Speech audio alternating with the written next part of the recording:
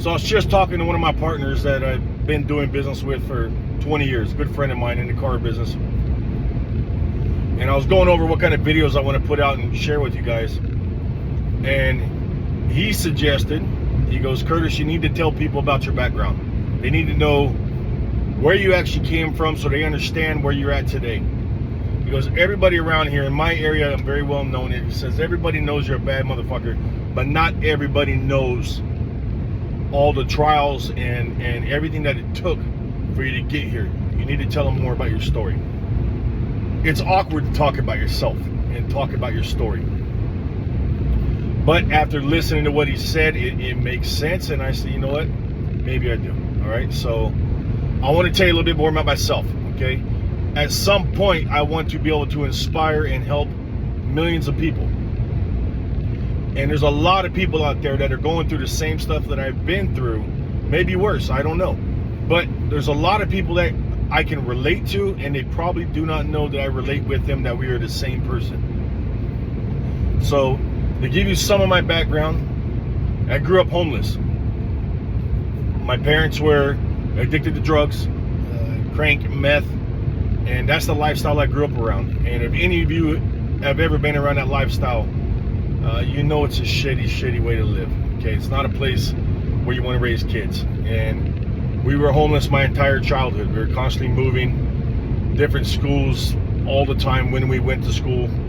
We stayed with people. Drug addicts tend to stay with whoever lets them stay with you at that time. As long as you got drugs, you're welcome. When the drugs run out, you got to go. That was my childhood.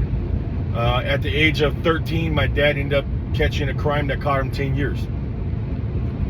So at that point is when I stopped going to school, and I had to figure out how to take care of myself. My brother's 3 years younger than me. My mom was still very addicted to drugs, and she kind of did her own thing, and I had to figure it out. I can't go into too much crazy details because I have a good relationship with my mom now, and I would not want her to see this video and hurt her feelings. So we ended up reuniting and putting our relationship back together when I turned around 20. At that time, at the age of 13, I had to figure it out. And what I knew how to do is what the one thing my dad did teach me is how to steal. And I became a car thief. I became the #1 car thief in my area. From the age of 13, 14 to roughly 18, I stole over 5,000 cars. And that's how I supported myself and my brother. The only place that would rent to me as a child was a motel on a street called Motel Drive in Fresno. It's a very, very horrible place to grow up. It's a horrible place to drive through, let alone live there. And I spent just over 4 years on that street. My son was born at that hotel. He spent his first year and a half in that hotel as well. And that's where I spent my childhood. And when you live that lifestyle, it might sound fun, but it's not fun at all. It sucks. It absolutely sucks. You hurt a lot of people. You damage a lot of people. There's things, you have a lot of regrets when you live that type of lifestyle. And what started out as a necessity of survival became an addiction. Thieving and stealing cars, believe it or not, it becomes an addiction just like a drug. I was never hooked on drugs. I despised drug addicts because growing up in that environment, I knew how shitty that was for a kid. And in turn, I ended up becoming addicted to stealing cars. At the age of 20 is when I got into sales. And I got into sales by accident. So an acquaintance of mine was a truck driver, and he made $1,000 a week. And I thought that was fucking rich. I said, Jesus, if I can make $1,000 a week, that would fix all my problems. And so I wanted to go to truck driving school, but I don't have no money to go to truck driving school. A friend loaned me $3,000 to go to truck driving school. Now, I had already known how to drive a truck because I was thieving trucks as well. And when you are a car thief for that long, you become a really good driver. That's one thing, that's one skill I did develop. And so this truck driving school that was a 8-week course, I passed this thing and had my truck driver license in 11 days. And I quickly found out I couldn't get a job. You couldn't get a job truck driving because nobody will insure you until you have 2 years of experience. So now I owe my friend $3,000 and I don't have a fucking job. I find an ad in the paper that says drivers wanted, home every night, earn up to $500 a day. I said, fuck, okay, let's go. I go down there, I interview. It's selling meat out of the back of a truck with the ice chest in the back of the truck. Everybody's seen those going down the road. But I needed a fucking job. I had to figure out how to make some money. So I took the job. First time I ever did sales. I realized within a week I was really good at selling.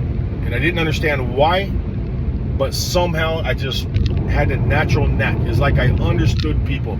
I think growing up the way I grew up, I learned a lot of people's psychology on accident. So I was really good at selling. I started making $300, $400, $500 a day, which at that time was a lot of fucking money to me. It was life-changing money to me. The trouble was you got paid daily. So you spent your money daily. When you don't have nothing, it's very easy to spend that money. Every day I was stopping at the shoe store or something. But by tomorrow that money was gone. But in my head, I knew I could get it right back. So that cycle just kept continuing. I earn money, I spend it, I go do it again. I was almost broke every day and had $300 or $400 every day. But I wasn't getting ahead. And I started getting burnt out on the travel. In that business, you're traveling every day. You're driving 200-300 miles to areas that you think no one has hit that area in a while, maybe a year or two. So you're trying to find little holes that haven't been hit in a while. And I got burnt out on the drive. So I thought to myself, man, if I could just find a way to sell something where people came to me. And as I'm having these conversations with myself, I'm driving down Blackstone, which is the main vein in Fresno, and I see these car lots to the left and right of me. On a whim, I whipped into one. I pulled into a car lot and I tried to interview. Now I have on jeans, I have on work boots, I have on a Pendleton. I'm trying to look like a delivery driver that's delivering meat. And my pitch was, when I went up to homes, that hey, one of my customers is not home, I'm stuck with this package, I'll dump this thing at cost if you're interested in it, yada yada yada, right? So I'm dressed as if I'm some type of meat delivery guy, right? And so I go in the interview with this sales manager, and the first thing he asked me, he goes, where's your suit at? I don't own a suit. I've never even put on a suit. I don't even know where to buy a suit, right? I says, I don't have a suit. He goes, well, we don't interview anyone not dressed in a suit. I said, okay. I drove right down the road. I drove to another car lot. I pulled in there. I took another stab at it. Interviewed. Sure as shit, this guy asked me the same fucking thing. I said, if I could sell cars in a Pendleton, why couldn't I sell cars in a suit? Apparently that struck a chord with this guy. And he saw something in me. He went and got somebody else to interview me, who turned out to be the general manager. I didn't know that at the time. The general manager interviews me. I go through 4 or 5 fucking interviews right now. I'm sitting in this chair for 2 hours interviewing. And then the original guy that interviewed me, who was the GSM, general sales manager, comes back in and offers me a job. And says, when can you start? I said, I don't know. I just been with this company a couple months. He goes, I need you here tomorrow.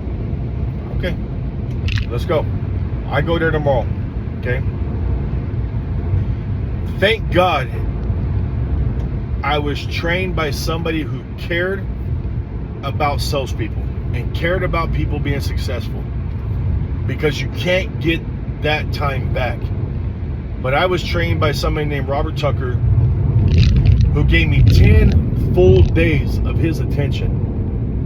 And I just still to this day, I thank God that somebody gave me that amount of attention for 10 fucking days. Because I see this time and time again where sales guys start and they are just tossed onto the lot and it is sink or swim, and 90% of those guys are out of the business within 60 days. Burns me up. So I'm trained for 10 days with this gentleman, and he lets me on the lot to talk to a customer for the first day on December 16th, 2001. I started there December 6th. I did not get to talk to a customer for 10 days. It was 10 days straight of training. December 16th, I got to take my first up. I sold 10 cars. I sold 11 cars and I unwound one. I sold 10 cars in that 2 weeks, and I made $5,100. And it blew my fucking mind. I could not believe what was happening. The first thing I did is I went and bought a new truck. I was driving a truck that I had bought from a buy here, pay here lot. It was a 79 Toyota. There was a hole in the radiator and it wouldn't hold water in it. So I had to fill up 2 gallons of water and put it in the back of the truck so I can get home. And I would fill the radiator up right before I left my house, and I would have to haul ass to work. And if the light was red, I had to make a right turn and then flip a U-turn and keep going, because if I sat there at the light, I'd drain the water and it'd overheat. So this is how I got to and from work the first 2 weeks that I started there. This was what I was driving prior to that. And I was so embarrassed to fill it up in front of my coworkers who drove nice cars, is I would park down the street in a McDonald's parking lot and I would walk back to my car at the end of the shift, so when I put the water in, none of my peers saw that. So the first fucking thing I did is I went and bought a fucking truck, and I got fucked so hard. I got fucked so hard, and it was great because it was a learning lesson of life. And I bought a truck from a car lot. They ended up giving me 25% or something interest rate. First time ever buying anything. I later learned at that time you could add on 7 points of rate. They now reduced that down to 3, but at that time you could add on 7 points. And because I ended up becoming acquaintance with the gentleman who sold me the vehicle, and we laughed about it years later. But I was so fucking happy to buy that truck. The next thing I did is I took my mother, my stepdad, my girlfriend at the time, and my son, who was my son's mother, and we went to the nicest place I could think of to go have a steak dinner. And the nicest place I could think of, which I had never been before, was Sizzler's Steakhouse. We went to fucking Sizzler. I spent about $90 for everyone to eat. And I felt like King Kong. I felt like King Kong. I never experienced that before. From that point on, my life started changing. And thank God I found another mentor that gave me some wisdom on real estate. And he taught me a little bit about buying real estate. And he helped me buy my first home. He let me do what was called a wrap, where I got to wrap myself to his loan, make payments on it for a year, and then he could dismount himself from the loan, and I got to take the loan over. So I got to buy into his existing interest rate, his existing program, and he let me buy out his loan that way. I don't know how much that benefited him, doesn't matter. It benefited me a ton. And I had no idea how to buy a home. So I really got lucky in that aspect. But he coached me and taught me some things that I did not know and that I learned along the way. And he taught me, if you start small and you continue to buy up, you can continue buying as a owner occupied with just 5% down. So that's exactly what I did. I saved up again and I bought another home, 5% down, slightly bigger in square footage, so I could be another owner occupied. And I repeated this process.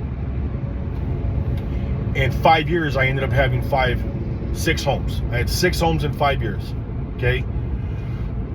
During that time, I became really good at selling cars. And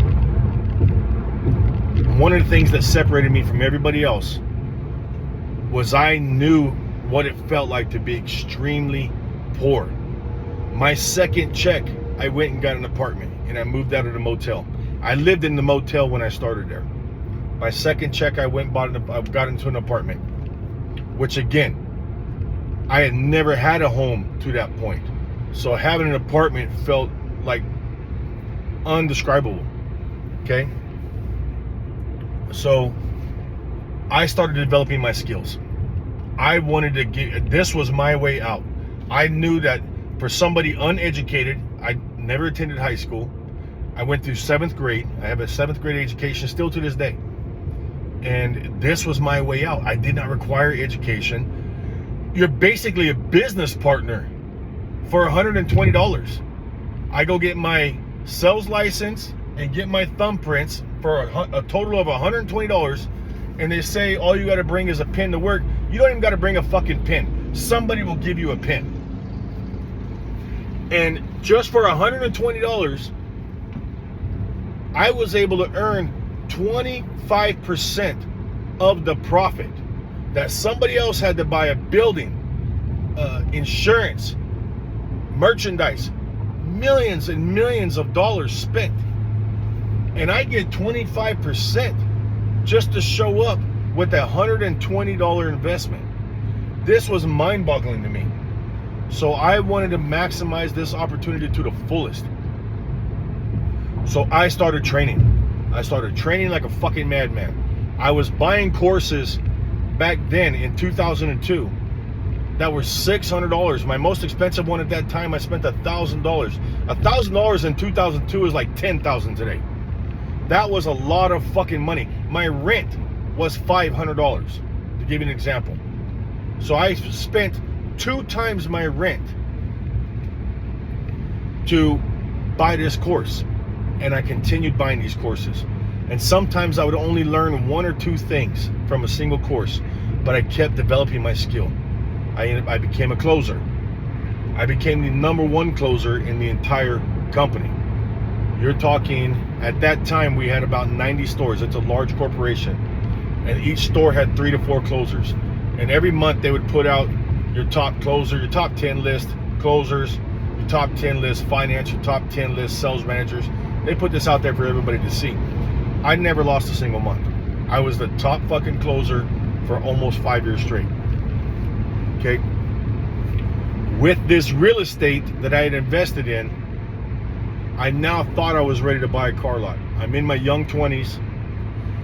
I have a few dollars now. I have a few things. We bought a car lot. A partner and I, my best friend, and I went halfers on a car lot. We learned real quickly that we were not prepared. Okay?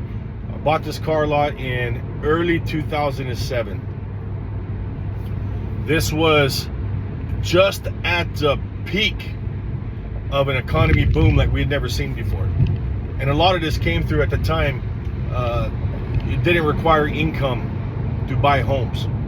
So people were selling homes to people that could not afford it, and it was driving the prices of homes through the roof. And homes, a lot of ways, dictate everything else. When homes go up, everything else kind of follows it.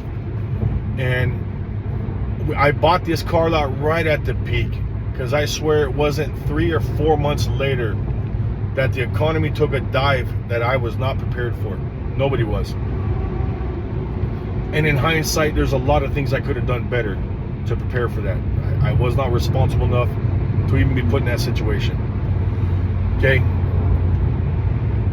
Everything I had earned and built over the course of 5 years, I lost in 1. I was a millionaire in 5 years' time. I had had enough equity in my houses. I had had a little over 100 grand in cash in the bank. And I had a car lot that I had equity in. And in 1 year, I had nothing. I lost it all in 1 fucking year. It crumbled so fast. It was mind-boggling. I couldn't. It was like trying to hold sand in your fucking fingers. It fell apart so quickly. And you talk about stress. There was no amount of stress that I could compare to that. That put me through such a stressful point in my life that I rarely ever feel stress anymore. And even when I do, it's minute to what I felt back then. So I rarely ever feel stress anymore. So I almost try to put myself in stressful environments now so I can feel that feeling again. So after I lost everything in 2007, okay, as I was losing everything and I was down to my last $20,000, I had 20 grand left in my name. And I'm thinking, what the fuck am I gonna do? I'm stressed out. What am I gonna do? I know that this is less than 2 weeks of bills. And as I'm doing this and having this conversation with myself, I'm sipping on a $5 Starbucks. That at that time in 2007, Starbucks was going fucking crazy. People would make Starbucks runs and they would spend $100 at a time.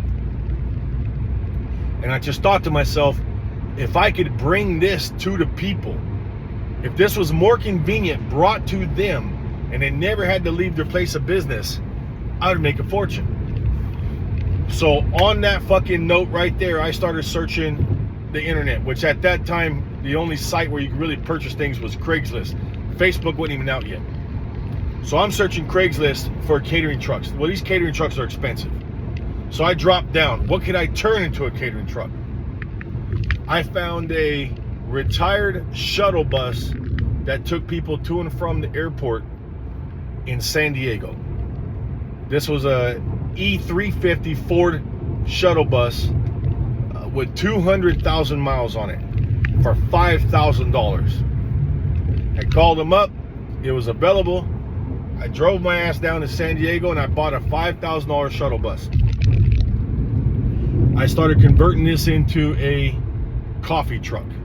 I wanted to make a mobile coffee truck that I could go car lot to car lot, dealership to dealership.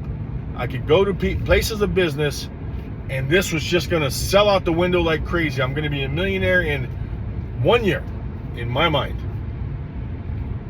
Well, turns out a coffee truck is a little more expensive to build than what I think.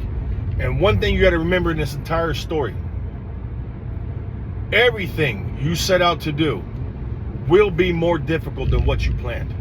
You cannot let that stop you from pursuing your dreams, because everything will become more difficult. And in every scenario that you take a risk, there will be a point where that demon creeps in and you have to fight through it to continue chasing your dream. There will become a point where you hit a wall where you got to make a decision. I'm either going all in and I'm going to continue to do this no matter what the results, or you're going to check out. But you will meet this point. I met this point several times. Well, it's more expensive to build a catering truck than what I fucking thought, and I ran out of money. I had no fucking money left, and I had no catering truck to earn money with. And I'm stressed the fuck out. My mom, who I had built a relationship with at this time again, now we have 6-7 years into a healthy relationship. My mom, on a social security check, found a way to slide $200 or $300, I don't know the exact dollar amount, each month under the mattress. Like the stories you hear about the little old lady that had the envelope under the mattress with her life savings. Well, that's exactly what she had, which I did not know. She brought me everything she had, which was $5,500, and just gave it to me with nothing expected in return. That $5,500 was just a fucking enough to finish the truck. And she let me use her credit, because my credit was shit at this point. I'd had 6 foreclosures. I owed $2 million between the IRS and the flooring company from the car lot that I had defaulted on. I'm in trouble. I let all my cars go back, everything. I am busted. The $5,500 she gave me let me finish building it, and she let me finance the generator I needed to power the unit on her credit. And that was enough to get me going. I went car lot to car lot. Well, again, everything's harder than what you expected. I learned very quickly, it's not the coffee that people want. It's the brand of Starbucks that people wanted. They did not want my coffee. I provided better product. I took it to them. I served it to them on the place of the job site at a cheaper price. And the shit did not sell. People wanted the brand. Here I am again, back to the drawing board. Finally, an idea came to me, because when I was a child, I used to go to the swap meet sometimes. And I thought, if I could take this to a swap meet, swap meets have thousands of people every day. Okay? I ended up getting into a very big, popular swap meet here called Cherry Auction Swap Meet, which was a Saturday swap meet, and it was a big one. I got into the Cherry Auction Swap Meet. I got into a Sunday swap meet. I ended up developing a route that was a 5-day route. Okay? In building this route, I was able to employ my mom and my brother, and we worked this catering truck. We ended up building this route up and building this catering truck up to a 6-figure annual business in 1 year. People started coming to me, offered to buy this catering truck from me and buy this route. I ended up selling that catering truck for $110,000 and a truck on trade. And I took that money and I built 2 more catering trucks. And I repeated the process. Okay?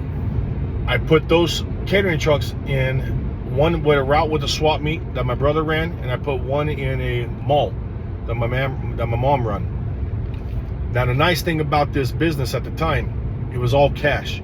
I couldn't have money to go to the bank. I owed IRS. I owed a lot of people, so I couldn't have money to go to the bank. So now I know at some point I have to get out of this debt. The beautiful thing about sales is when you're good at it, it's almost a safety net. It allows you to take risk, because at any point you could take your ass back to a car lot, and as long as you're not afraid to hop out there on the line, you can sell cars. Okay? So I drug my ass back to a car lot early 2009. Okay? The economy was still on its nuts. I mean, it was bad. I went back to the car lot where I originally worked at, that I was the top closer at for years. And this place was broken. It was really broken. The managers were defeated. The sales guys were defeated. Guys that used to be on my team that were selling 30 cars back in 04, 05 were selling less than 10. And I went back to who was now the general manager, who used to be a finance manager, but he had worked his way up in the ranks about the few years I've been gone. And I said, hey, I need a job. I need to sell cars. He says, okay, Curtis. He goes, I don't have anything in management right now for you. I go, I don't want to be in management. I wanted nothing to do with management at that time, because it was very, very tough at that time. And there's only one person I could count on when times are tough, and that's me. I did not want to rely on anyone else to make my money. I said, I just want to sell cars. And he goes, Curtis, our sales guys are not making any money right now. I go, I need to make 10 grand. I go, I just need to make 10 grand and I'll be fine. I can start paying back my debt. He says, Curtis, my sales managers are making less than 7. My top guy is making less than 5. People are not making 10,000 right now. I go, I'll make 10 grand. Just give me an opportunity to put me on the line. I'll make $10,000. He said, Curtis, I don't want to bring you in expecting to make 10,000 and then you're going to quit on me. I said, just let me on the floor. I won't quit on you. He says, I'll let you in, but you got to give me at least 3 months, because you can't make me look like a fool. Fine. Give me a shot. Okay?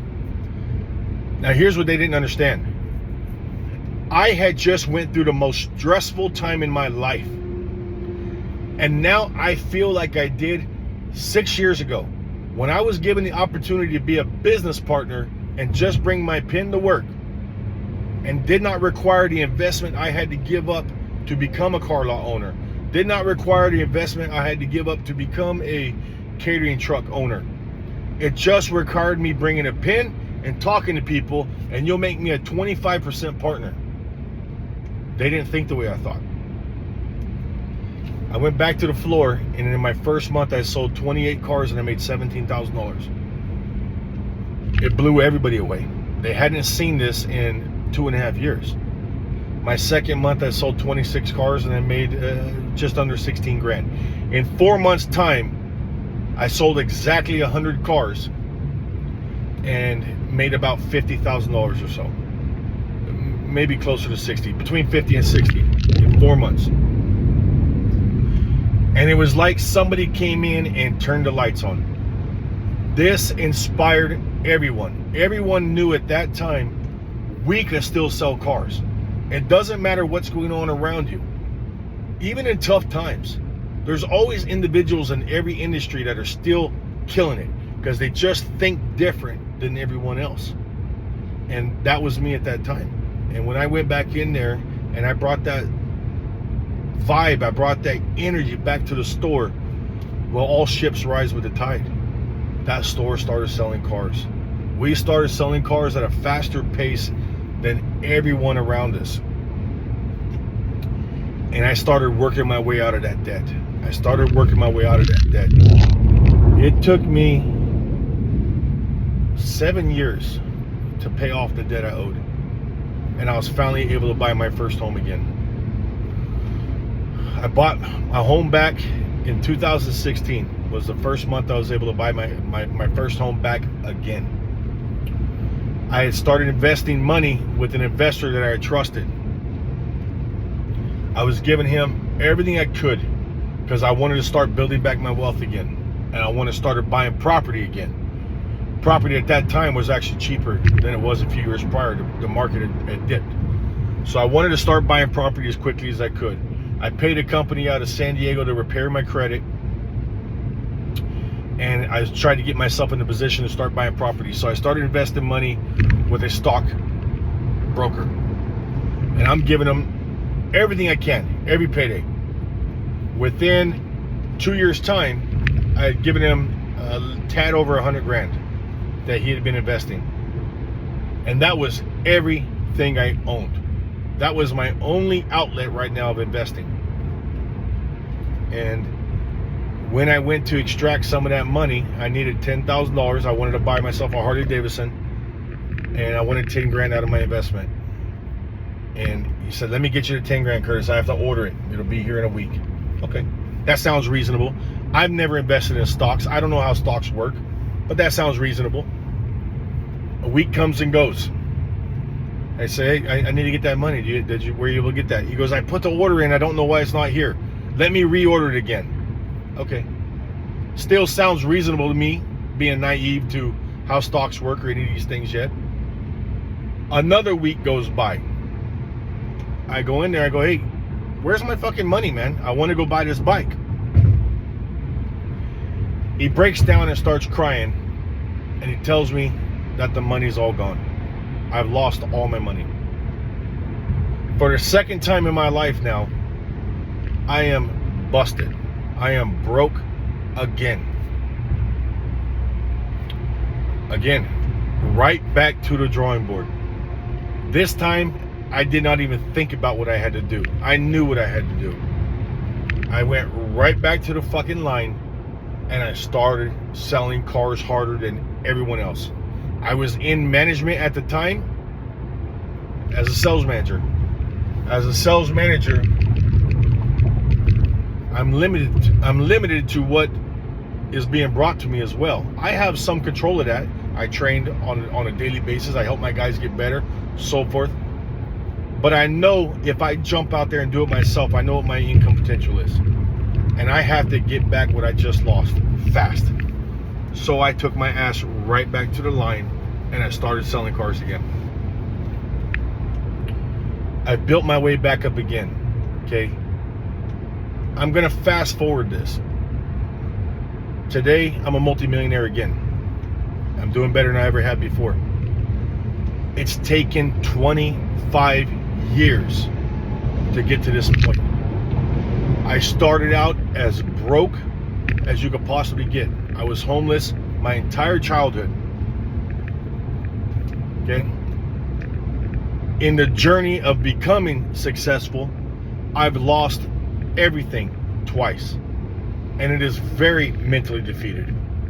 Okay? And I've earned it back again. Okay? If you're going to go down this journey, I tell you this story because I want to inspire somebody. And I also want you to know my story. So when you see my training videos and you see the content that I'm putting out there, you have a better understanding that if you're going through tough times or you came from a background that you think we would not relate to, we're the same person. I went through all the same trials that you're going through. And I went through all the same struggles that you're going through. And I worked my way out of those same struggles. So if you think you're going through something that is tough that maybe a influencer or a sales coach wouldn't understand, I do. I've been there. Okay? You can come out of this and you can come out of it better. My stepfather once told me life starts at 40. And when you're not 40, you don't understand what that means. And when you turn 40, and you start seeing things a lot clearer because of your experience in life, you start to understand exactly what he's talking about. And all your experiences and all your skills, they start multiplying very quickly. And what comes very fast, people don't understand, takes 20 years to develop. So the success I'm at now has came over a course of 7 years. But it took 18 years to get to that point. Guys, whatever you're trying to do, it's going to be more difficult than what you expect.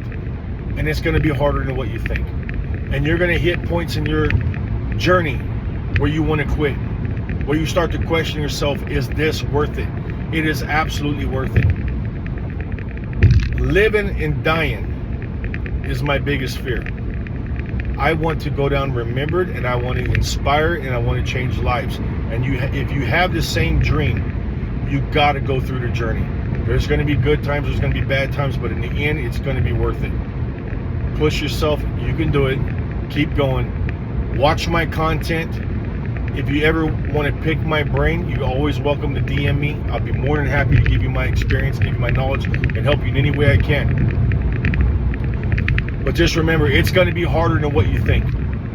It's going to be more difficult than what you anticipated. But it's going to be worth it when it's done. Let's go.